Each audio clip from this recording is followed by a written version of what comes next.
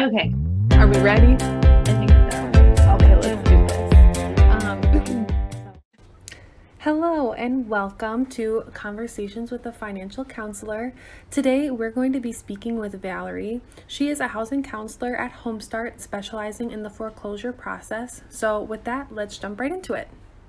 Val, how long does a foreclosure take, and what is the process? What does it look like? So foreclosure can take anywhere between 12 to 14 months. It is quite a lengthy process. It's definitely not something that starts right after your first missed payment.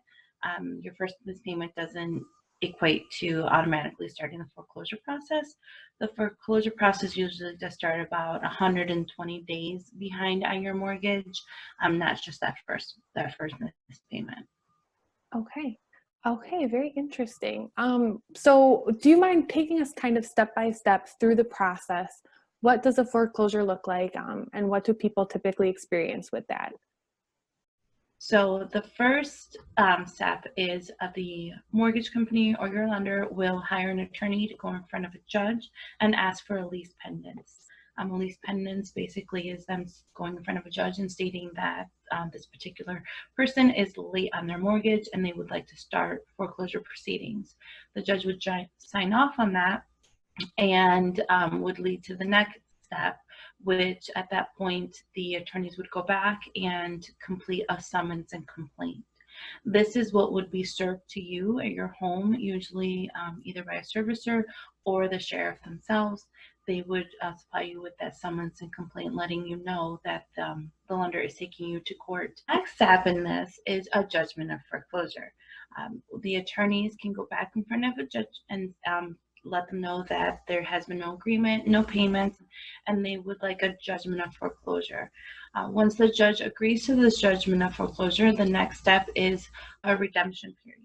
So after the judgment of foreclosure, you do have 90 days in order to still try and redeem your property. Next step then is for the attorneys to go back in front of the judge, say the redemption period is now over. We would like to sell the property. The judge then can sign off on a sheriff sale, allowing the lender to auction off your property. At the auction, if in fact they do get a buyer for the property, they can go back in front of the judge and say, okay, we now have a buyer for the property and we would like a confirmation of sale. Up until this confirmation of sale, it is your property. You are able to sell it or have other options to help you stay out of the foreclosure. After this confirmation of sale, it is no longer your property and you would be contacted by the lender, giving you a time period of when you would need to leave the property. Usually they give you about 30 days, but it can vary depending on what the lender is doing specifically for you. But what can you do if you find yourself in a position of having to go through a foreclosure? Number one is you can get support. There are many agencies like us. We do support 10 counties in our area.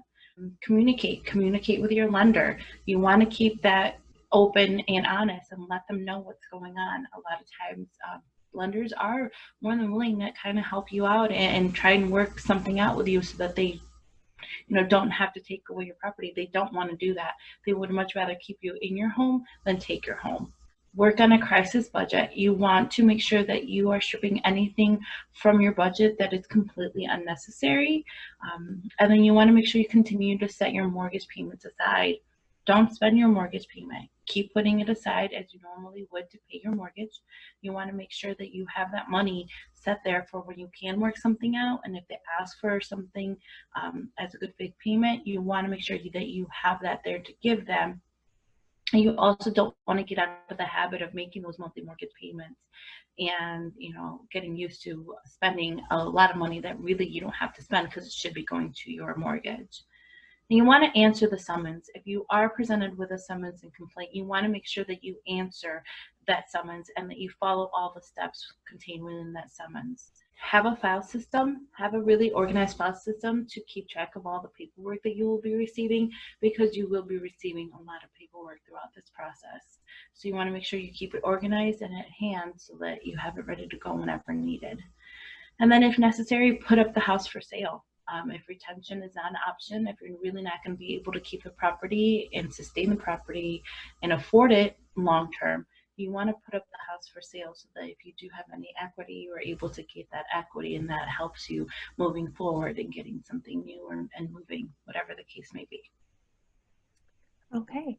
Thank you so much, Val. That was really helpful. And if you have questions about the foreclosure process or have any information that you're wanting to learn more about it for your specific situation, please give our office a call, and you can work one-on-one with a counselor like Valerie to get started with understanding the foreclosure process. So thank you for joining us, and we hope to see you for our next conversations with a counselor.